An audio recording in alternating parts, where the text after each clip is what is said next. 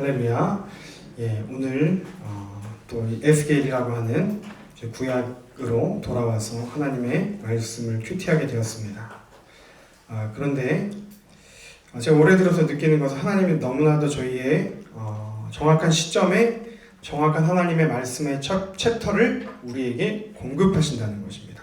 그래서 우리가 데살로니가 교회에 여러 가지 고난과 어려움과 박해 가운데서도 끝까지 믿음을 지키고 바울을 기쁘게 했었던 그 교회에 항상 기뻐하고 쉬지 말고 기도하고 범사에 감사하라고 했던 그 교회, 그 데살로니가 전서 후서를 큐티한 이후에 다시 구약으로 돌아와서 저희에게 주신 말씀이 바로 에스겔입니다. 그래서 저희가 이 7월 나머지 이 에스겔서를 같이 큐티하기를 원하는데요. 이 에스겔서는 먼저 어떠한 성경인가?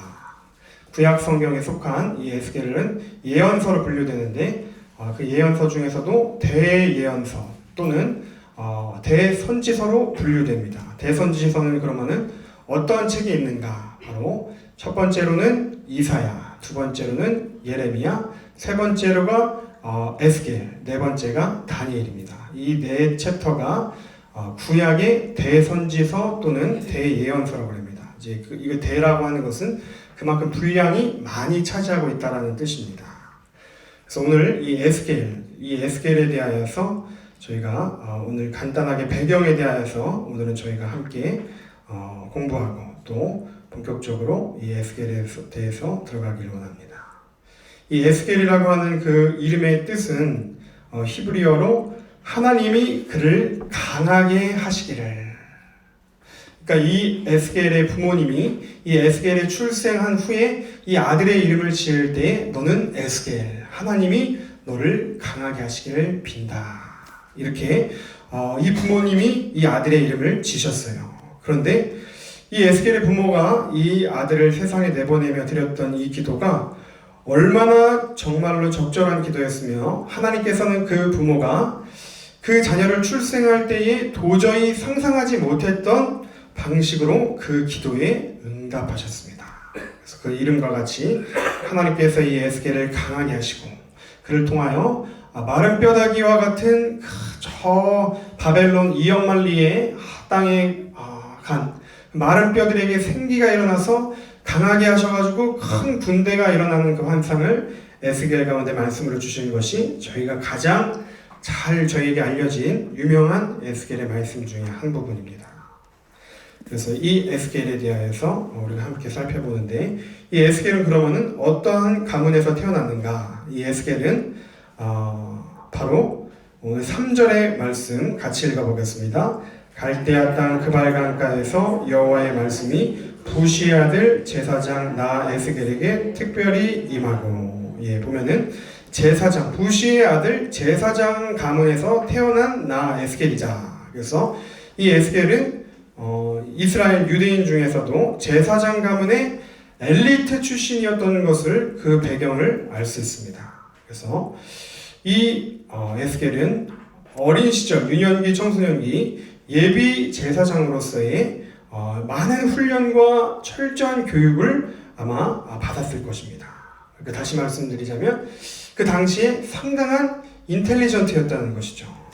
그래서 동시대에 남유다에서 활동하였던 그러한 선배 예언자인 예레미야와 동시대에 사역했던 사람인데 예레미야도 제사장 가문의 출신이었습니다. 그래서 아나도 힐기야의 아들 예레미야, 그리고 에스겔은 부시의 아들 에스겔. 그래서 둘 다 제사장 가문의 출신의 선지자들인데, 그런데 여기서 이 예레미야는 바로 이 다윗 왕 때에 두 계열의 이 제사장, 대제사장 그룹들이 있었습니다. 하나는 아비아다를 반차로 삼는 계보가 있었고, 하나는 사독을 반차로 삼는 계보가 있었습니다. 그런데 이 아비아달이 그만 이제 반란을 일으키는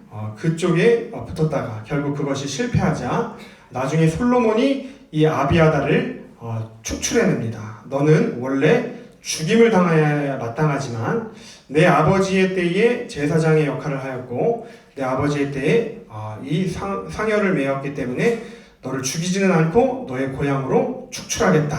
그 말씀이 어디에 나오냐면 열왕기상 2장 26절 이하에 나옵니다. 그래서 이 아비아달 계의 제사장 그룹은 몰락했습니다.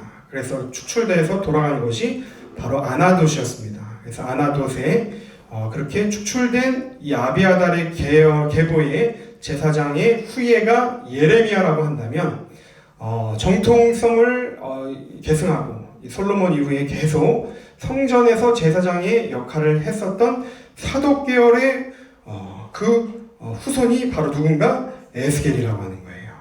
그래서 이 에스겔이 사독 가문의 제사장이었다는 사실은 성경에 정확하게 명시되어 있지는 않지만 그렇지만 제사장이었던 에스겔이 왕을 비롯한 유다의 지도자들과 함께 바벨론의 2차 포로로 붙잡혀 갔다는 점, 그리고 예루살렘 성전과 성전에서의 예배가 회복되는 것이 그의 신학의 중심을 이루고 있다는 점, 그리고 이 회복된 예루살렘 성전에서 사독 계열의 제사장의 주도권을 특별히 강조하고 있다는 점들을 미루어 보았을 때에 이 에스겔이 사독 가문의 제사장이었다는 사실을 인정하기에 충분하다는 것입니다.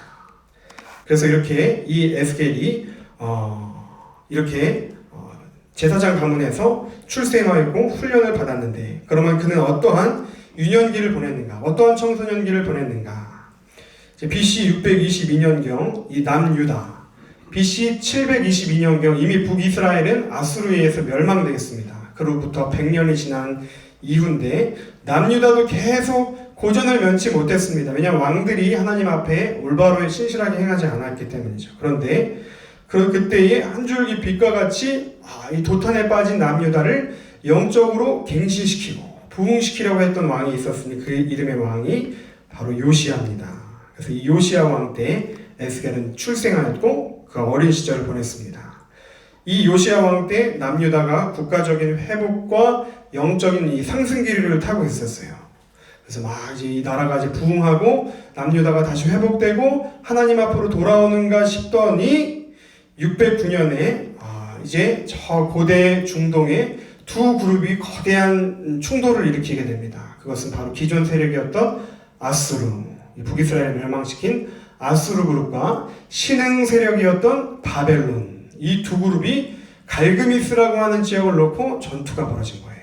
그래서 이 두 그룹이 전투를 벌어지니까 아수르가 이 애굽에게, 이집트에게 구원을 요청하였습니다. 너는 빨리 와가지고 우리 바벨론과의 전투 가운데 우리를 도우라.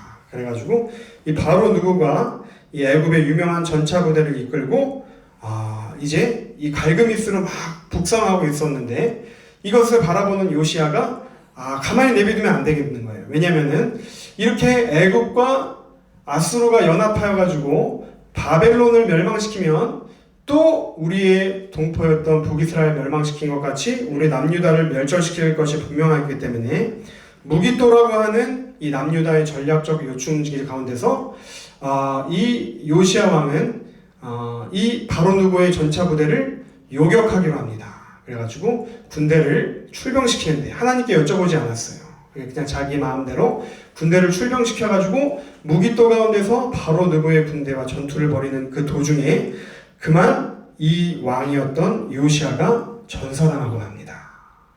그래서 이 왕의 죽음과 함께 이 나라의 국군이 막 부흥하고 있었는데, 다시 살아나고 있었는데, 단번에 이 요시야 왕의 죽음과 동시에 이 남유다의 한낱 신락과 같은 희망의 들불이 훅 하고 꺼져버리고 말았어요.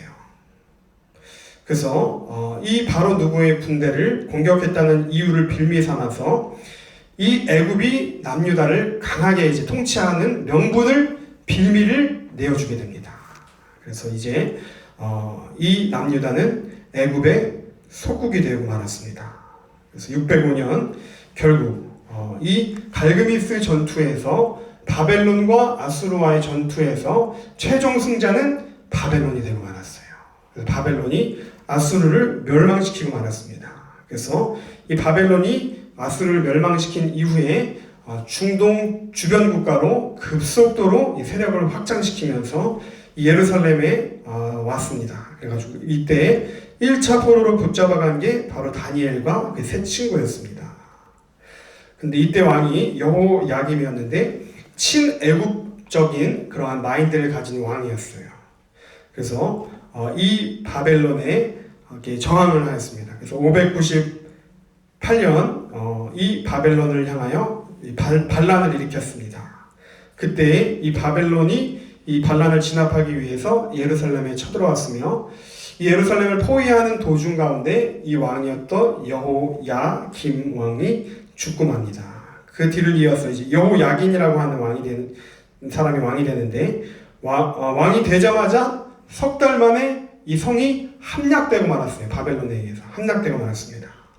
그래서 이 바벨론이 이 예루살렘에 다시는 반란이 일어나지 않도록 이 땅 가운데의 왕족과 기술자들과 고위 귀족들을 붙잡아간 게 바로 2차 포로입니다. 2차 포로. 그래서 두 번째 바벨론으로 이 사람들을 엘리트들을 끌고 가는데 이때에 붙잡혀간 사람이 바로 누군가 에스겔이라고 하는 거예요.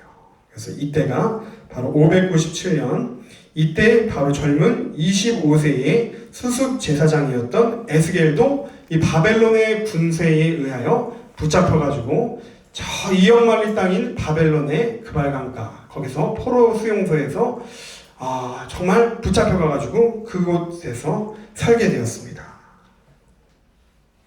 그래서 오늘 본문의 2절에 배경이 되는 여호야긴 왕이 사로잡힌 지 5년 그달 초 닷새라. 그래서 여호야긴 왕도 붙잡혀왔고 나도 붙잡혀왔고 25세에 붙잡혀와가지고 5년이 지나면 몇 세입니까? 30세입니다. 그래서 성경은 이 30세를 기준으로 합니다. 예수님도 공생애를 시작하실 때 30세였고 레위지파의 제사장도 그 사역을 정석적으로 시작할 때가 30세였는데 바로 오늘 에스겔에게도 하나님의 말씀이 정확하게 위탁되었고 그가 선지자의 역할을 시작한 것이 바로 30세가 되던 그 해 그 달 초닷새라 이렇게 2절에서 분명하게 말씀하고 있습니다. 하나님의 에스겔의 생애에 극적으로 간섭하셔서 자신의 말씀이 전하도록 하나님의 말씀을 그에게 위임하셨습니다. 왜 위임하셨는가? 바로 거기서 포로 생활을 하고 있는 하나님의 백성이 그곳 가운데도 있었기 때문이죠. 하나님은 어디서든지 하나님의 백성이 있는 곳이라면 하나님의 말씀 또한 함께 하시길 원했습니다. 그래서 하나님의 말씀이 그 포로 수용소 가운데서 그 절망 가운데 앞이 보이지 않는 생활 가운데 좌절하고 있는 그 유다 디아스포라 사람들을 향하여 그 백성들을 신실하게 위로하기를 원하셨다는 것입니다. 그래서 이 2차 포로들이 이역만리 타지에서 바벨론이라고 하는 낯선 땅에서 주거와 문화의 생태가 하루아침에 뒤바뀌어버린 채 온갖 이 새로운 문물과 이러한 세상의 사조와 혼잡함과 혼란함 속에서 하루하루 힘겹게 살아가고 있을 때에 남유다는 아직까지 멸망하지 않았습니다. 시드기야라고 하는 마지막 왕이 이 바벨론에 꼭두각시 노릇을 하며 간신히 그 왕조가 명맥이 붙어있는 상황이었습니다. 그런데 이 남유다에서 활동하고 있는 선지자 바로 예레미야가 그 땅 가운데서 바벨론에 항복하라는 것이 하나님의 말씀이고 계십니다. 이렇게 선포하였는데 그러나 안타깝게도 남유다 안에서 이 예레미야의 말씀에 대항하였던 반바벨론파 즉 친애국파가 득세하였습니다. 그래가지고 다시 한번 이 왕을 부추겨가지고 애굽의 도움을 얻어가지고 바벨론으로부터 독립하십시오. 그래서 다시 한번 반란을 일으키자 이 바벨론의 왕이었던 느부갓네살은 정말 이번에는 무자비하게 참지 못하고 예루살렘을 포위하고 정복하고 더 나아가 이 예루살렘을 성문을 정복하는데 이번에는 성전을 완전히 파괴하고 그곳에 있는 사람들의 상당한 사람들을 붙잡아가지고 바벨론으로 끌고 간 게 바로 바벨론 3차 포로입니다. 그래서 이 시드기야는 아들들이 처형되는 것을 눈앞에서 목도하였으며 왕이었던 본인 자신도 눈이 뽑힌 채로 바로 바벨론으로 끌려갔습니다.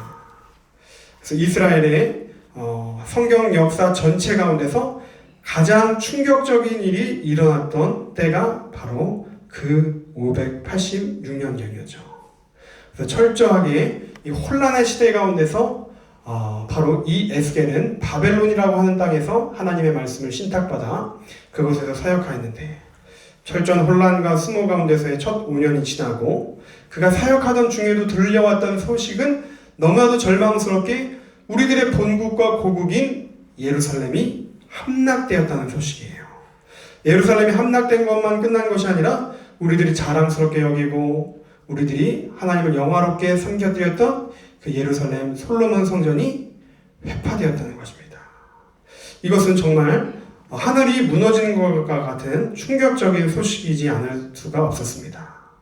그래도 이곳에서 포로 생활을 하며 신락 같은 희망이 하나 있었다면 언젠가 하나님이 우리의 본국, 고국, 예루살렘, 이스라엘 땅으로 돌려보내실 거라는 그런 희망이 있었는데, 이제는 마치 그 희망마저도 다 사그라든 것과 같은 느낌이 이 포로들에게 있지 않았겠냐는 거예요. 더군다나 이제는 새로운 유다 디아스포라들이 포로로 끌려왔습니다. 이제 에스겔의 사역은 정말 새로운 국면에 접어듭니다. 이처럼 좌절스럽고 완전히 사기가 꺾여버린 하나님의 백성들, 이스라엘의 디아스포라들을 그 사이에서 사역했던 사람이 누군가? 바로 에스겔이라는 것입니다. 그런데 하나님이 왜 이 에스겔이라고 하는 말씀을 오늘 이 시점 가운데 우리 교회에게, 우리 개인에게, 심령에게 주셨냐는 거예요. 바로 이 에스겔이 그렇게 절망과 좌절 가운데서 하나님의 위로와 소망의 사역을 전한 것이 에스겔서라면, 바로 이 에스겔서의 배경이 되었던 이 시대가 우리의 상황과도, 오늘날 우리의 상황과도 많이 닮아 있는 것 같아 보인다는 것입니다.